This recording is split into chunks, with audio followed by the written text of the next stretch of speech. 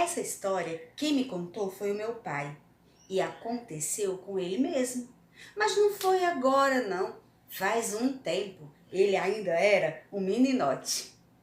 Meu pai me contou que certa noite estava na sua casa, passando um cafezinho com a sua mãe na cozinha, quando do terreiro escutou seu nome. Alguém o chamava. Saiu até a porta, foi ver quem era e era José, o seu primo, quase irmão. José estava tão ansioso para lhe contar alguma coisa que o meu pai já foi ficando curioso. José lhe chamou assim no canto e disse: Paulo, tu não vai acreditar. Eu tive um sonho e nesse sonho o coronel Bartô me deu um presente. Pois é, a chance para que eu possa ficar rico. Ah, Paulo, mas eu não vou ficar rico sozinho. Eu vou ficar rico junto com você. Meu pai já ficou encucado com aquela conversa de ficar rico e já foi perguntando: Ô, José, mas que sonho foi esse? E José explicou para ele que havia sonhado com o Coronel Bartô, um homem muito rico, dono de muitas terras por aquele lugar e que havia falecido já fazia algum tempo. Mas no sonho ele falou para o José que não tinha descansado ainda. A alma nem tinha subido e nem tinha descido. Continuava por ali, vagando, perambulando, porque ele havia guardado todas as economias de sua vida num baú, um verdadeiro tesouro que estava enterrado. Ah, e ele também disse para José onde estava esse baú, onde estava esse tesouro que ele estava dando de presente para José, para a alma dele descansar. Estava lá, embaixo do pé de cajarana. Quando se falou no pé de cajarana, meu pai me disse que os dois tremiam na base. É que o pé de cajarana tinha uma fama de ser mal assombrado. Bom, mas os dois, se mostrando corajosos, foram lá para investigar, verificar e, quem sabe, arrancar, desenterrar o tesouro. Afinal de contas, o coronel havia dado para o José. Foi só o tempo deles pegarem 2 enxadas, 2 candeeiros e seguirem estrada fora, porque já era noite. E o coronel havia dito no sonho: José, você precisa estar lá pontualmente meia-noite. Então eles seguiram. O pé de cajarana não era tão perto da casa, não. E andaram. Parece que quanto mais eles andavam, mais distante o tal pé de cajarana ficava. E continuaram, segurando os candeeiros, enxada nas costas, e seguiram, até que avistaram o pé de cajarana. Rapidamente se combinaram. Enquanto um seguraria os 2 candeeiros, o outro iria cavar para desenterrar no lugar que o coronel havia indicado.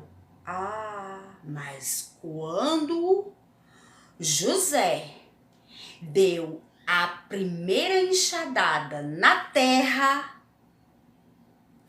foi uma ventania que saiu não sei de onde. A primeira coisa que aconteceu foram os candeeiros que foram apagados imediatamente. Eles começaram a tremer de medo, a ficar arrepiados. E o meu pai? O meu pai lembrou das histórias que a sua avó lhe contava, histórias de botija. Então falou para o José: Olha, José, lembrei de uma coisa, nós precisamos mesmo é rezar, porque o que o coronel lhe deu foi uma botija, e essas botijas, para serem desenterradas, precisam de muita, mas muita fé, muita oração. E assim eles fizeram. Ventania, ventania tomava conta do lugar, as folhas das árvores caíam, os candeeiros apagados, eles tremiam as pernas, mas ainda assim eles cavavam. E agora os dois cavavam ao mesmo tempo.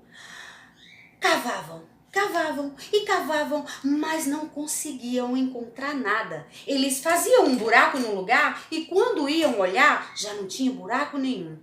Foi então que começaram a intensificar as ave-marias, os Pai Nossos, os Creio em Deus Pai, até que José, dando uma volta no pé de cajarana, José atolou-se. Isso mesmo, José caiu no atoleiro. Salva-me, Paulo! O que aconteceu aqui? Eu estou atolado.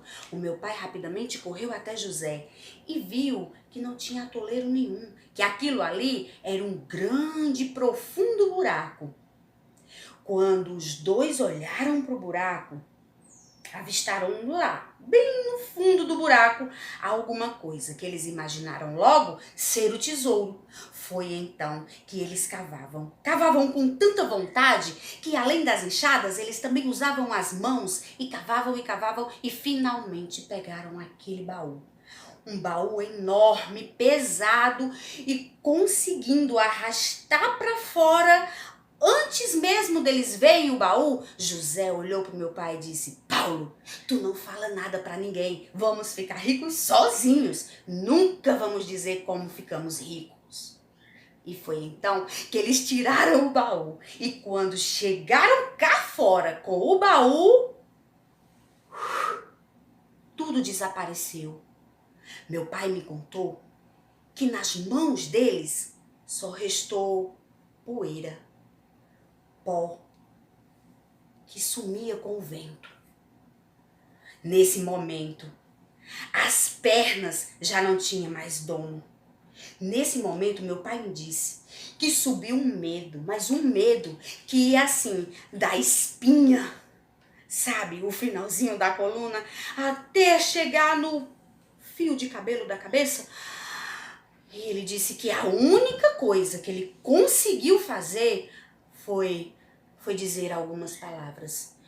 As palavras foram essas: corre, José! Corre, mas corre muito, porque essa alma te enganou. Ela tá querendo levar nós lá pro lugar que ela tá. Corre, José, que não tem tesouro nenhum. Disse que eles correram, mas correram tanto que o pé batia na bunda. E o caminho de volta do pé de cajarana até a casa do meu pai, que para ser feito eles percorriam em mais ou menos 4 horas, ixi, eles voltaram em 10 minutos. Não foi nem isso. Rapidamente chegaram em casa, deitaram nas suas redes e se cobriram. Se cobriram com lençol e não pensavam em outra coisa. Só em pedir a Deus para nunca mais receber presente de alma nenhuma. Para nunca mais nenhuma alma rica lhe dar botija de presente. Diz a lenda que quem vai desenterrar uma botija, assim me contou meu pai, não pode ir com ganância, tem que ir de coração limpo. E foi por isso que os dois não foi dessa vez que ficaram ricos. E foi assim que o meu pai me contou.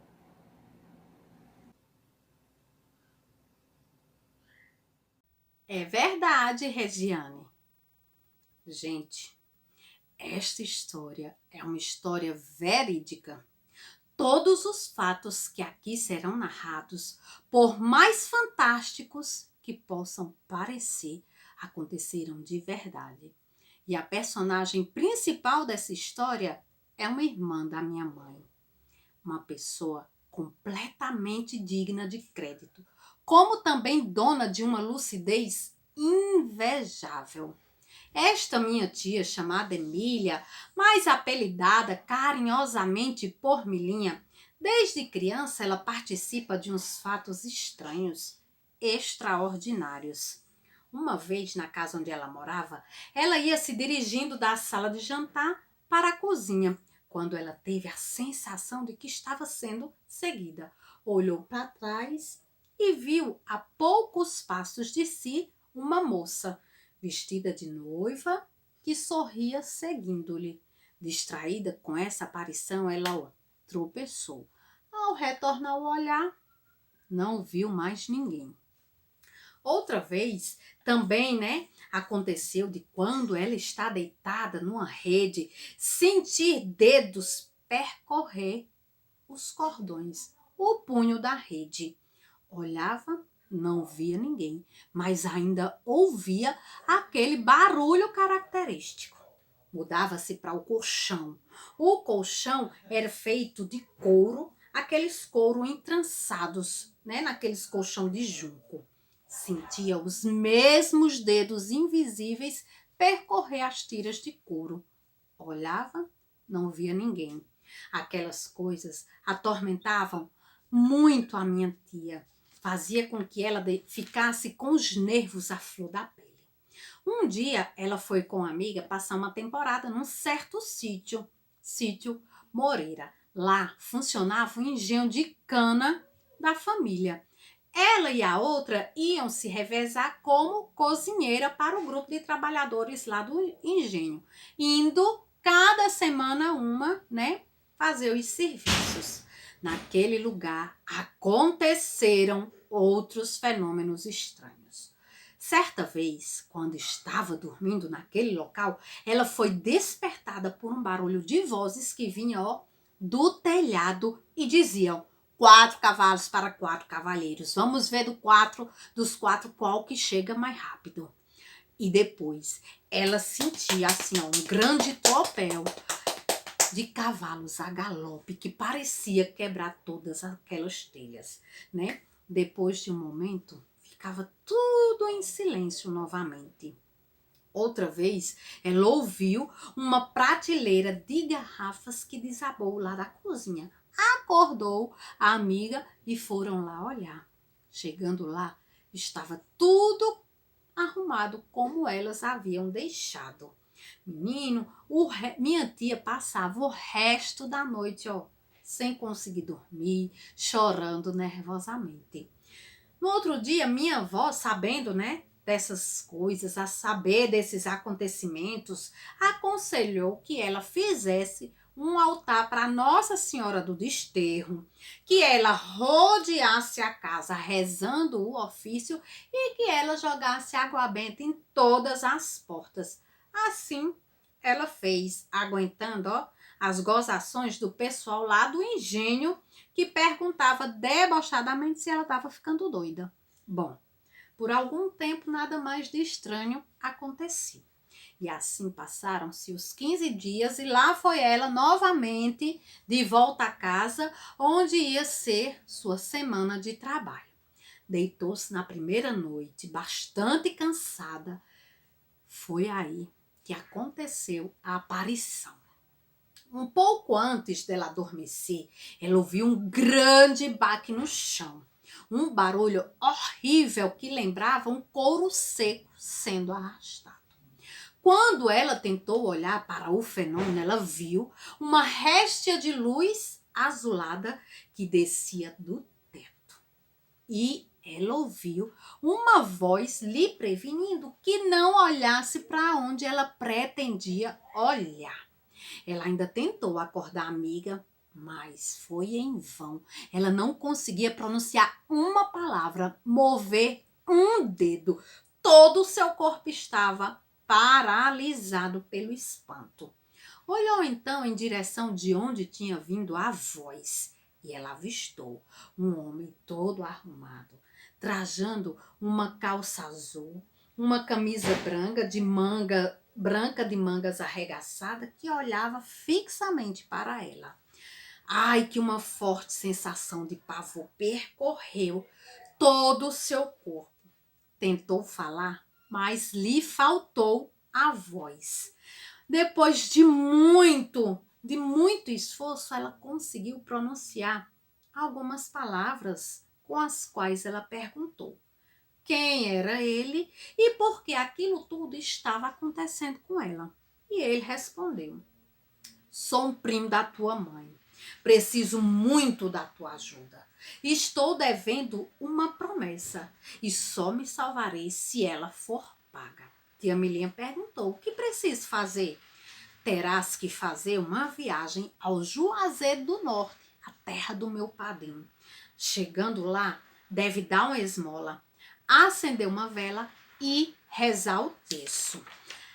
Dependo muito da tua vontade. Por favor, não me faltes. Dizendo aquilo, desapareceu da mesma forma que surgiu. E assim passaram-se alguns dias. Tia Milinha já tinha, adiado bastante a viagem para o Juazeiro. Quando numa noite, enquanto ela dormia, acordou assustada com a algazarra de vozes que diziam: para onde ela vai? Para onde ela vai? Não é pagar a promessa de alma? Para onde ela vai? Menina, aquelas vozes gargalhavam ruidosamente, que fez com que ela acordasse agoniada. Então, ela decidiu. Mal amanheceu o dia, ela preparou-se imediatamente para fazer a viagem. Arranjou uma companhia e foi ao Juazeiro do Norte. Pagou a promessa e retornou rapidamente. Ela, nesse tempo, ela estava de luto pela morte do avô. Então, ela tinha colocado para a viagem um vestido de mangas longas, preto, né? Quando chegou, tirou o vestido e foi-se ater da costura. Estava naquela atividade quando ela sentiu uma presença perto dela. Olhou para o lado e avistou o homem que sorrindo a observava. Ai, meu Deus, que o coração, já bastante abalado, pareceu que queria explodir. Eram palpitações tão fortes, mas tão fortes, que, segundo minha mãe, ouvia-se à distância. Menina, minha tia Milinha, caiu no choro e pediu que, se ele tivesse mais alguma coisa para lhe dizer, que fizesse isso em sonho, porque ela não tinha mais nervos para aguentar aquilo. O homem então desapareceu e ela, aos poucos, foi se acalmando. Naquela noite, quando adormeceu, ela sonhou. Ela sonhou que estava no alpendre da casa e ela viu chegar um homem com um jarro de flores frescas na mão, oferecendo-lhe e dizendo: este é o meu presente de agradecimento. O jarro é pela viagem, as folhas é pela vela, as flores é pela esmola. O terço não serviu. Oxe, por quê? Por que não serviu? Perguntou tia Milinha. Porque você ofereceu a mim. Era para ter oferecida a Nossa Senhora das Dores. E ela perguntou: e se eu rezar outro, serve? Ele disse: serve, serve sim. Você deve vestir a mesma roupa que foi ao Juazeiro, que fez a viagem, e pode rezar outro terço. Porém, eu vou te ensinar o oferecimento do terço. Mas tu não deves dizer nem mostrar a ninguém. Ou então eu virei te pegar. No outro dia, bem cedo, ela rezou outro terço, vestindo o mesmo vestido preto de mangas longas que ela foi ao Juazeiro do Norte. E pronto. Na semana seguinte, foi para sua temporada lá no Sítio Moreira, onde toda história começou. Ao visitar o pequeno altar que ela havia feito para a imagem de Nossa Senhora, ela viu, cheia de surpresa, ao pé do altar, aquele vaso de flores que ele tinha lhe ofertado em sonho. Ela correu para pegar, mas esse sumiu das suas mãos. Bom, daquela época até sua morte, que se deu uns 6 anos depois, nada mais de estranho aconteceu. Tia Milinha morreu no ano de 1957, aos 33 anos de idade, na flor da idade, de problemas cardíacos que podem terem sido acarretados por esses fatos estranhos que ela passou. Olhe, minha gente, bem que dizem que promessa é coisa séria. E morrer sem pagar, atormenta muitas almas, pois o cão vive à espreita. E contra o cão é preciso muito auxílio, seja de santo, seja de cristão, ou seja de menino. Porque, como dizem, com o menino, ou com o cão, nem menino pode. É ou não é, Conceição? O cabelo da menina. Naquela manhã, ela acordou bem cedo, pulou da sua cama pequenininha, já que ela ainda era uma menina. O seu primeiro bom dia foi no seu dinossauro de pelúcia, através de um abraço bem apertado. Depois, apagou a luz do quarto porque o sol já iluminava tudo. Cantou, calçou as pantufas e partiu para a cozinha para chamar a mãe. Se aproximando da cozinha, percebeu que a mãe cantarolava sua música preferida e pensou: minha mãe deve estar muito feliz. E a mãe estava lá, amassando uma banana com aveia e cantarolando.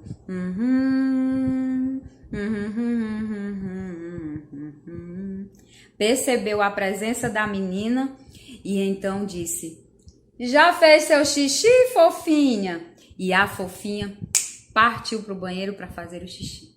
Chegando lá, foi aquele choque. Quando a menina olhou no espelho, com aquele cabelo todo despenteado, se achou com superpoderes. E então gritou para a mãe: mãe, eu quero ir assim para a escola, mãe. A mãe veio. Não achou boa ideia, não. Disse: não, filhinha, melhor não. Tá muito estranho, toda despenteada. Mas a menina insistiu: mãe, deixa, só hoje, por favor, deixa. E lá se foi ela, com aquele cabelo todo diferentão para a escola.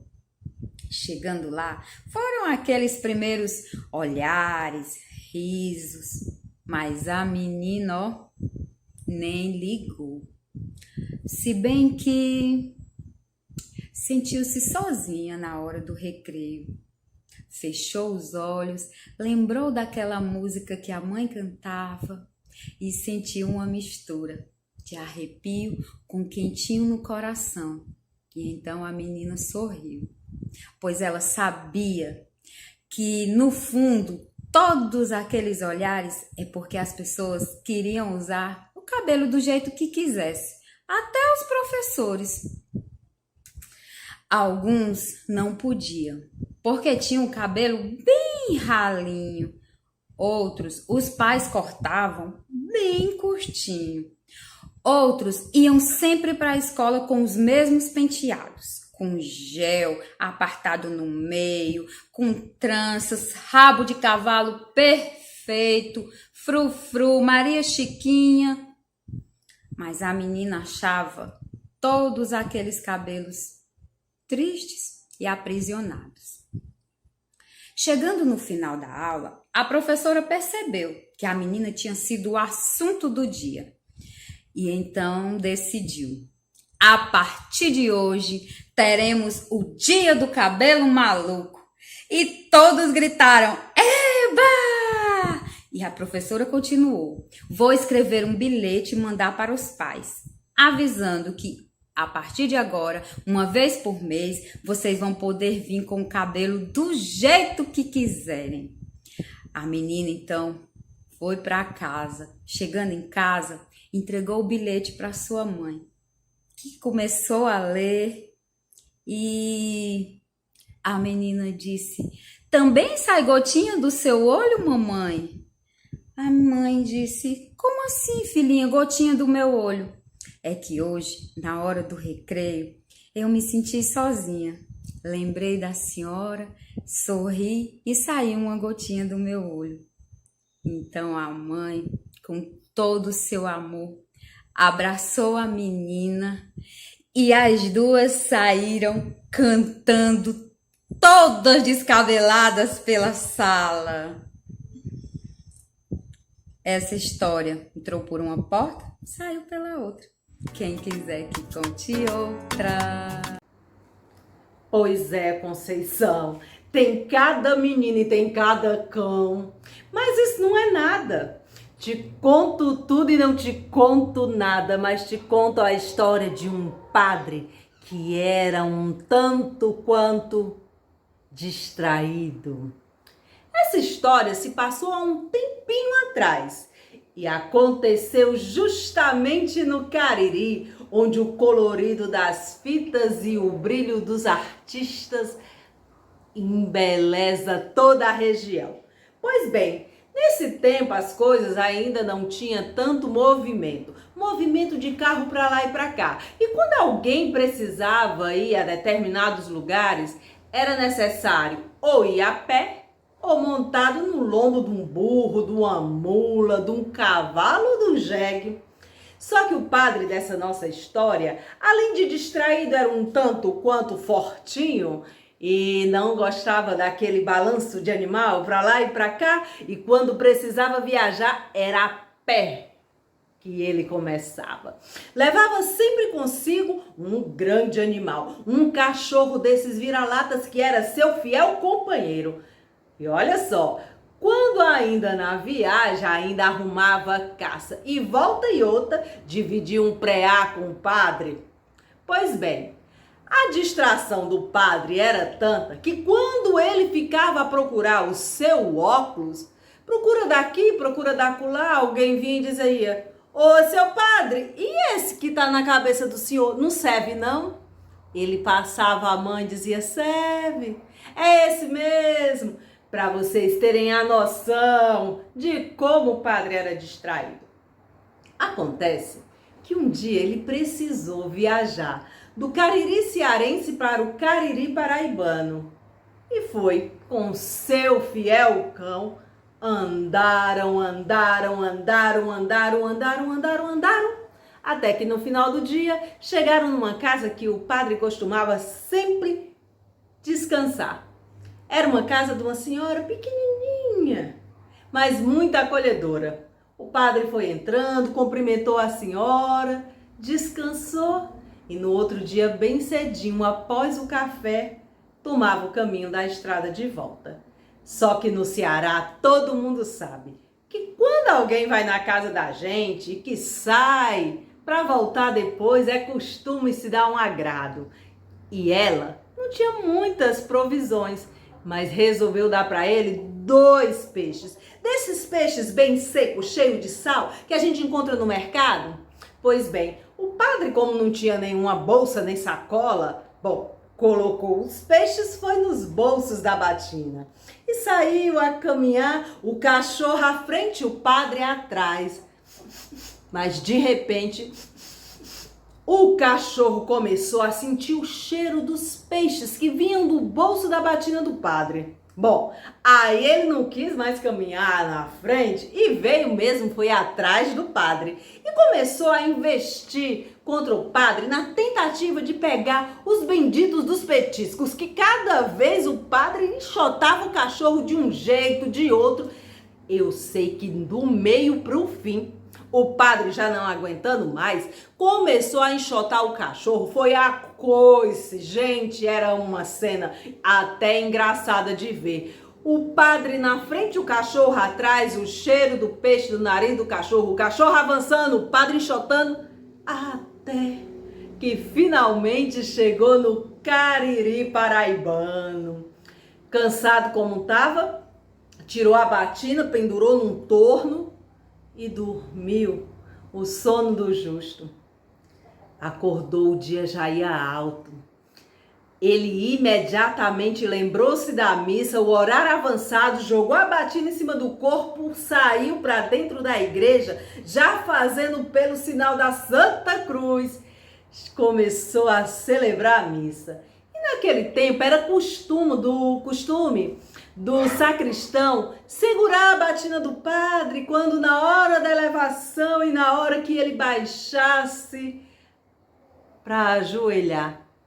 O sacristão então não pensou duas vezes. Na hora que o padre foi abaixando para ajoelhar, ele segurou na batina. Na mesma hora, na mente do padre distraído, veio a lembrança do cachorro, dos peixes, da viagem, da poeira, das investidas, dos enxotes. Não pensou duas vezes, sapecou um coice. Mas um coice tão bem dado no coitado do nariz do sacristão, que ele saiu bolando, até chegar no meio da igreja. O coitado do padre distraído correu até lá, ajudou o sacristão e ficou todo errado, como se diz aqui no Cariri. Bom, resultado. Desde então, cantando o galo, galinha ou barulho de trovão, nunca mais nenhum sacristão inventou de segurar batina pro padre.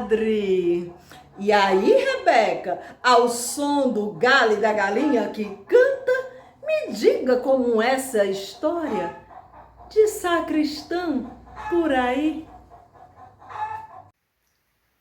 Verdade, Beth. É isso mesmo. Vida sofrida é vida de sacristão. Eu sei disso porque tem uma história que eu conheço, assim como essa sua, de exemplos de vida sofrida de sacristão. Pois é. Diz que há muito tempo, aqui pela região do Cariri, havia um vaqueiro trabalhador, que só ele. Esse vaqueiro só via na estrada levando gado de um lado para o outro. Esse vaqueiro estava juntando todos os seus dinheiros, suas economias, que ele tinha um grande sonho. E aí teve um dia que ele foi convidado para levar assim, uma quantidade muito grande de gado para um lugar muito distante. E o vaqueiro, temendo o ataque dos cangaceiros, que era muito comum naquela época, resolveu deixar todas as suas economias aos cuidados do padre. O padre sabia de todos os planos do vaqueiro. Então, ficou muito gosto aos cuidados das economias do vaqueiro. E este pôde fazer sua viagem sossegado. Só que antes mesmo do vaqueiro retornar da viagem, o padre foi chamado para dar uma extrema-unção aqui pelas redondezas, próximos, mas fora do lugar que eles moravam. E aí o padre também, temendo o ataque dos cangaceiros, resolveu deixar o dinheiro do vaqueiro aos cuidados da freira que ele mais confiava. Ora, ele não podia arriscar, eram todas as economias do vaqueiro. A freira ficou com o dinheiro do vaqueiro e o padre pôde ir sossegado da sua extrema-unção. Pois, minha gente, não é que antes que o vaqueiro retornasse da viagem e o padre chegasse, a freira não morreu? Pois é, morreu. O padre, quando chegou, ficou tão triste com a morte da irmã e tão preocupado com o dinheiro do vaqueiro, pois ela morreu de repente, sem dizer a ninguém onde tinha guardado o bendito dinheiro. E o padre ficou com aquilo no juízo, pelejando para arranjar a solução para aquele problema antes que o vaqueiro chegasse. E aí foi nesse dia, ele estava conversando com o sacristão e teve a seguinte ideia. Ah, sacristão, eu já sei como que a gente vai conseguir encontrar o dinheiro do vaqueiro. Você vai falar com a freira. Você vai à porta do céu à meia-noite, vai chamar pelo nome da irmã 3 vezes. Quando ela aparecer, você pergunta a ela onde é que ela guardou o dinheiro do vaqueiro. Oh, minha gente, olhem, coitado do sacristão. O sacristão era um homem daqueles medroso muito. Pensem aí em uma pessoa medrosa. Pense aí nela. Agora você multiplica assim por 10 para dar o tamanho do medo do vaqueiro. Vaqueiro muito era corajoso, que ganhava as estradas. Era o medo, era do sacristão. Era, você dá o tamanho do medo do sacristão, você tem que multiplicar por 10. A pessoa mais medrosa você conhece. O pobre do sacristão se tremia todinho. Pelejou de tudo que foi jeito, argumentou. Mas o padre não mudou de opinião, não.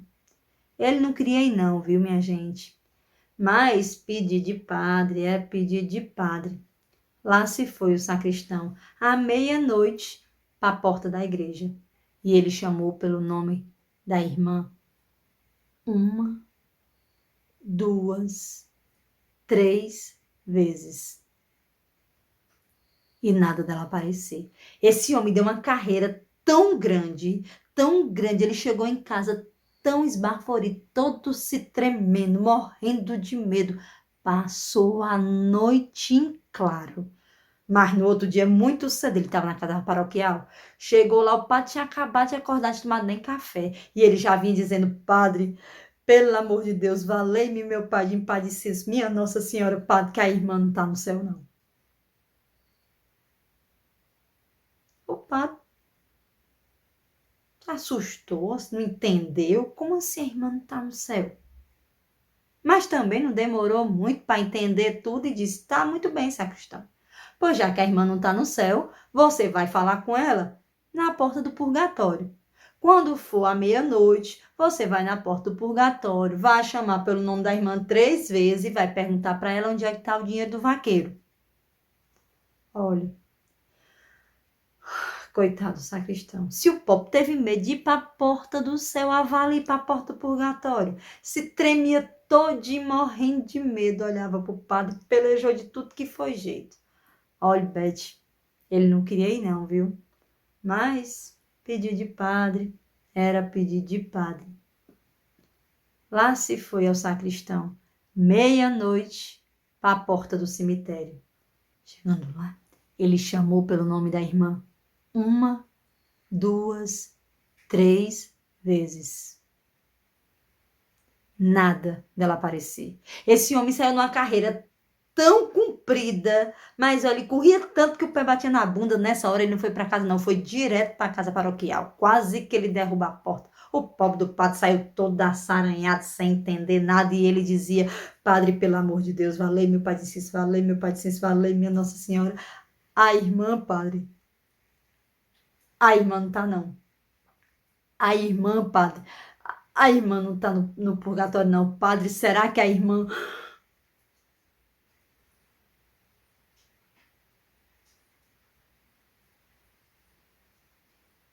Nessa hora, o padre ficou bem assustado. Olhou para o sacristão e disse, será que a irmã foi por reino do capiroto? Valei-me meu padim Cisso. Será que a irmã foi parar no inferno? Mas também o padre não demorou muito se admirando disso não, já foi concluindo. Pois muito bem, sacristão, pois você vai atrás da irmã. Quando for meia-noite, você vai na porta do inferno e agora você vai fazer a ela 2 perguntas. Vai perguntar aonde é que está o dinheiro do vaqueiro e vai perguntar por que ela foi morar no reino do capiroto. Por que ela não passou nem pelo purgatório? Olha, eu não preciso nem dizer a vocês do tamanho do medo do sacristão. O pobre pelejou de tudo que foi jeito. Se ele teve medo de ir para a porta do céu, teve medo mais ainda de ir para a porta do purgatório, avalie para a porta do inferno. O pobre se tremia todinho, ele tentou de tudo que foi jeito, porque ele não queria ir não. Mas pedir de padre era pedir de padre. Lá se foi o pobre do sacristão meia-noite para a porta do mercado central. Agora você que está me ouvindo aí sabe me dizer por que é que a porta do mercado central é a porta do inferno? Bom, eu não sei, mas foi lá que o padre mandou o sacristão. E quando o sacristão chegou, ele chamou pelo nome da irmã 1, 2, 3 vezes. E ela apareceu. Apareceu com uma cara de sofrimento, de dor, de uma tristeza, uma angústia. Ele sentiu até um cheirinho de enxofre. E ele, todo se tremendo, perguntava: ô irmã, o padre mandou eu aqui para lhe perguntar.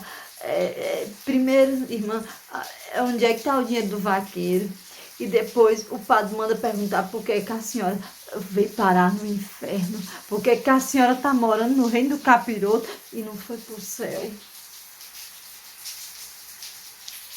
E a irmã respondeu que o dinheiro do vaqueiro estava guardado lá em seu colchão, que procurasse ali numa costurazinha recente, numa linhazinha assim amarela, que o dinheiro estava guardado lá.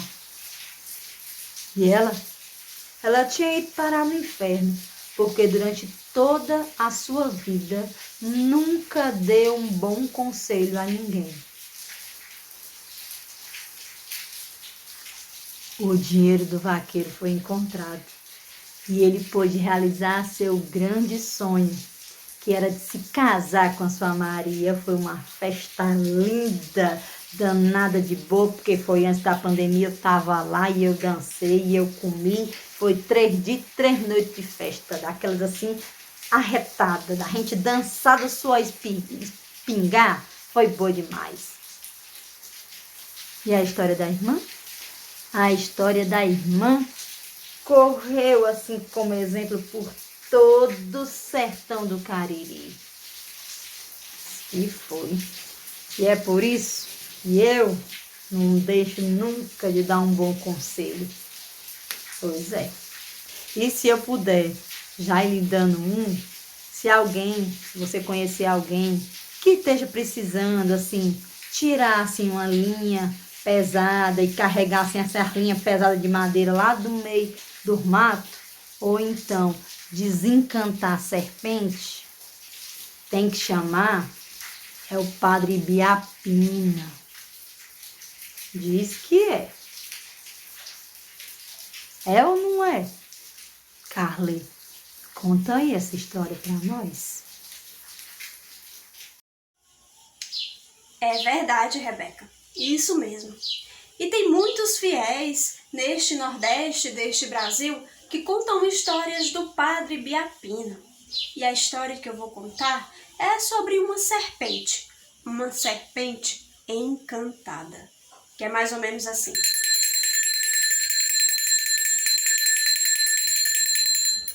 Contam os fiéis que Padre Biapino fazia grandes missões.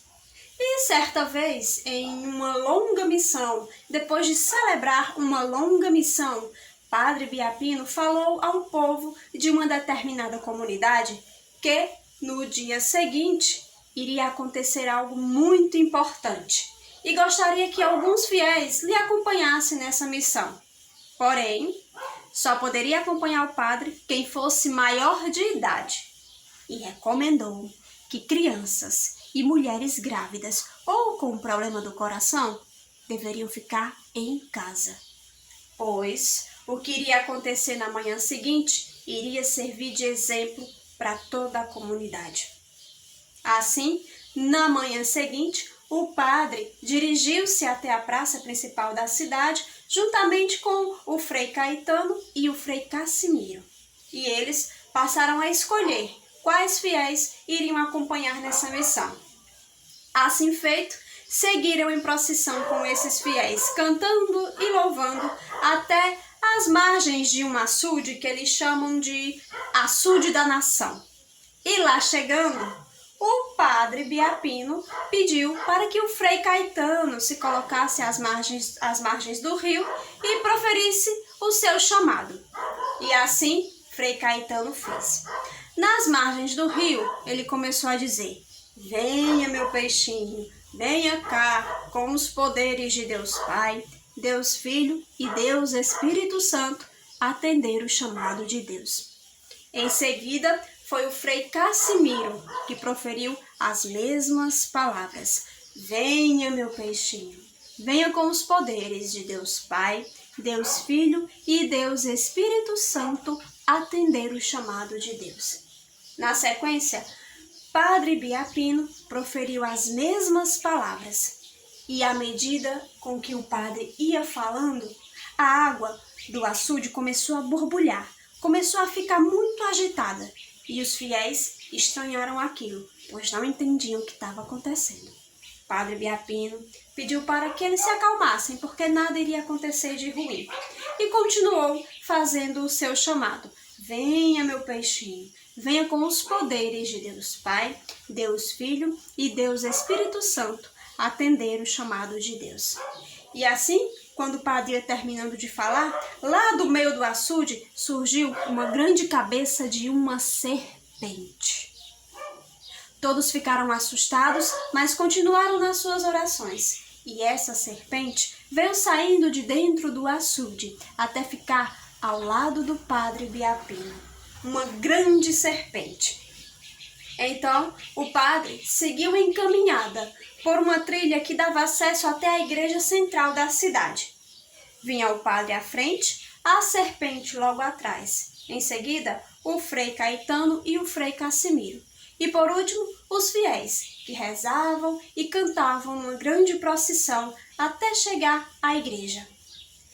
Chegando na igreja, ela já estava toda preparada para o que iria acontecer. Os bancos estavam colocados em formato de círculo. E lá no centro tinha alguns panos brancos e uma tina com água benta. O padre se colocou no meio junto com os freis e a serpente e pediu para que as mulheres ficassem sentadas à frente em círculo e que os homens ficassem atrás das mulheres. Pois bem, assim o padre se dirigiu até a serpente, olhou para ela e disse: meu peixinho, hoje, neste dia, é o dia em que você vai poder procurar a sua mãe. Dito isso, a serpente saiu cheirando os pés de todas as mulheres que ali estavam.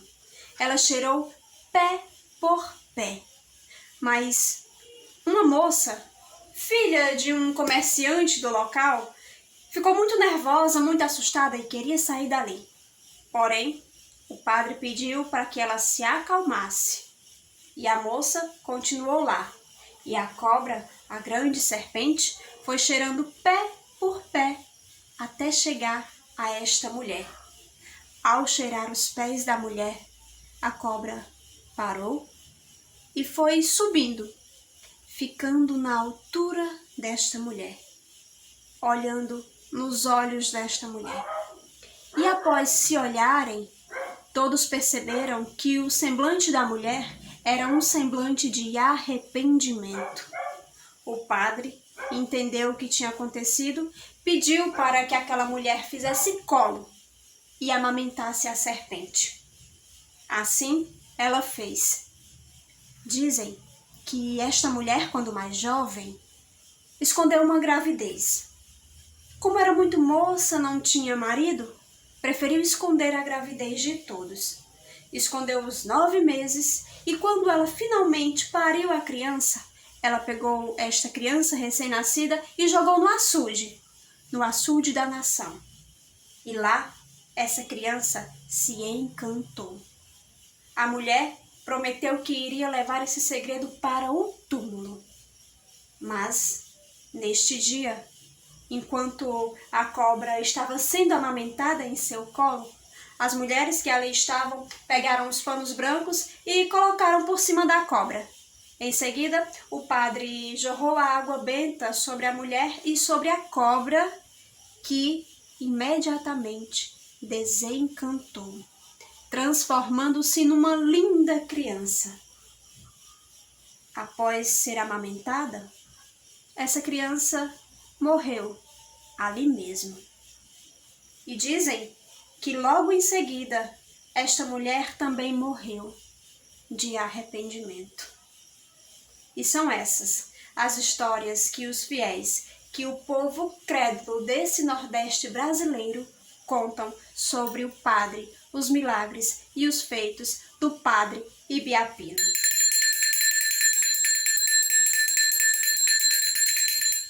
Vocês acham que essa história tem muitos mistérios?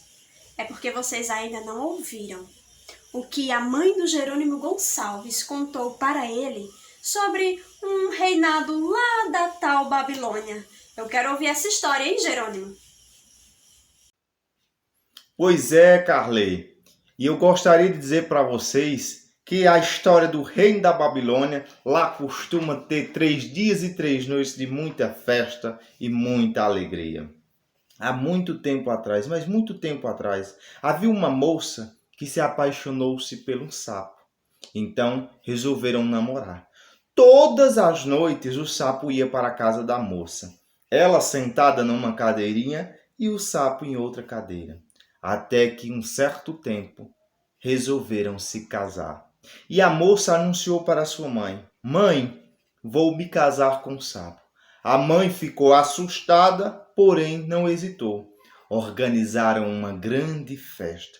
Casou-se a moça e o sapo. Ao anoitecer, quando ambos foram se deitar, por volta da meia-noite, o sapo transformou-se em um príncipe muito bonito. A moça, curiosa para ver de perto o rosto do seu amado, pegou então uma vela e aproximou do rosto do príncipe. Ao aproximar a vela, um pingo de vela caiu no olho do príncipe. O príncipe, indignado, choroso, disse: Ah, ingrata, tu só me vês agora no reino da Babilônia. E desapareceu. A moça, muito triste e chorosa, esperou o dia amanhecer e anunciou à sua mãe que iria embora para o reino de Babilônia. E assim partiu de imediato. Após caminhar 3 dias e 3 noites, avistou a primeira casa. Lá havia uma senhora na porta observando quem passava por aquele caminho. Então a moça foi logo perguntando: Senhora, a senhora poderia me informar onde fica o reino de Babilônia? A senhora respondeu que não. Então, mas de imediato ela disse: Mas meu filho pode saber, ele caminha muito e está já chegando. Aproxegue. E assim foi. De repente vinha o sol numa velocidade, numa brusca ação. E a mãe disse: Se esconde, moça, se esconde, que meu filho não gosta muito de visita. Logo cedo, assim da manhã. E assim foi. Quando o sol chegou, aqui me cheira sangue, aqui me cheira sangue real, aqui me cheira sangue real. E a mãe foi logo de responder: Nada, meu filho, foi um pintim que eu matei para nós comer. Se sente e vamos comer. Quando o sol estava se alimentando, a mãe aproveitou para perguntar: Meu filho, se chegasse aqui uma peregrina perguntando onde fica o reino de Babilônia, o que meu filho diria? O sol disse: Nada, minha mãe, trataria tão bem quanto trato a senhora. E assim a senhora pediu que a moça aparecesse para fazer a pergunta ao sol. A moça aproximou e disse: Senhor Sol, o senhor que caminha muito, onde fica o reino de Babilônia? O sol disse: Olha, eu caminho muito, mas não sei onde fica. A moça ficou triste e partiu. Mas antes de ir embora, o sol disse: Minha mãe, vá naquele armário, pegue uma toalha muito bonita e dê à peregrina. E assim a mãe fez. Era uma toalha encantada, linda, parecia um céu cheio de nuvens. E partiu. Após caminhar mais 3 dias e 3 noites, avistou a segunda casa. Nesta mesma casa havia uma senhora, observando quem passava de um lado e do outro naquele caminho. Então a moça aproximou-se e perguntou: Senhora, a senhora sabe me dizer onde é que fica o reino de Babilônia? A senhora disse: Sei não, mas minha filha caminha muito, ela está já chegando. E aí você pergunta a ela. De repente vinha a lua, arrastando um céu de estrelas, a coisa mais bonita do mundo. E a mãe disse: Se esconde, peregrina, minha filha não gosta muito de visitas. E assim a peregrina escondeu-se. Quando a lua chegou, foi logo dizendo: Aqui me cheira sangue real, aqui me cheira sangue real. Nada, minha filha, foi só um pintinho que eu matei para nós comer. E então aquela senhora fez a mesma ação, até que a peregrina saiu e perguntou a ela onde ficava o reino de Babilônia. A lua não soube responder. Mas antes da peregrina ir embora para a sua jornada, a lua pediu à sua mãe que ela fosse no armário e pegasse aquele lençol muito bonito que brilhava Quando estendia, parecia um céu cheio de estrelas. E a peregrina seguiu por mais 3 dias e 3 noites de viagem, até a avistar a próxima casa. Nesta mesma casa havia uma senhora, era a mãe do vento. Quando foi se aproximando, ela fez a mesma pergunta. Minha senhora, a senhora sabe onde fica o reino de Babilônia? Sei não. Mas meu filho caminha muito, está já chegando. Aproveito para perguntar. De repente vinha um vento arrastando no furacão, jogando terra por todo canto e bateu na porta. Aqui me cheira sangue real, aqui me cheira sangue real. E então a mãe disse, nada, meu filho, foi um pintinho que eu matei para nós comer. E aproveitando que o vento estava se alimentando, a mãe perguntou, meu filho, se chegasse uma peregrina aqui perguntando onde fica o reino de Babilônia, o que meu filho diria? Nada, minha mãe. Trataria tão bem quanto trata a senhora. Então a senhora disse, chega peregrina, fazer tua pergunta, meu filho. E a peregrina perguntou. O vento olhou para ela e disse, acabei de passar lá no reino de Babilônia, joguei terra, está tendo uma festa lá, 3 dias e 3 noites. Joguei terra nas panelas, descobri tudo, derrubei lençol do varal, passo já lá novamente, se você quiser. E assim a peregrina aceitou.